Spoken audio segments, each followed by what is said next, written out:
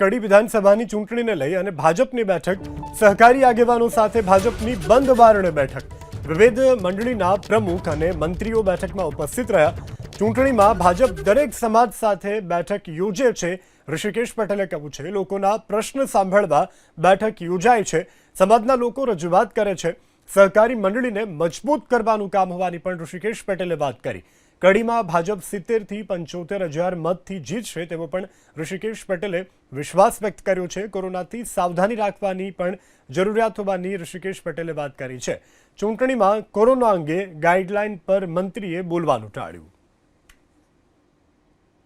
છેવાડાનો માણસ હોય, ખેડૂત છે અને સમાજના તમામ વર્ગો સાથે બેઠકો કરવાથી એક મોટો ખ્યાલ આપણને એ આવતો હોય છે કે ક્યાંય નાની મોટી હજુ પણ કોઈ તકલીફ રહી ગઈ હોય તો ભવિષ્યમાં એમને એ મદદો પહોંચાડી શકાય અને વિકાસની વાત પણ પૂરી કરી શકાય।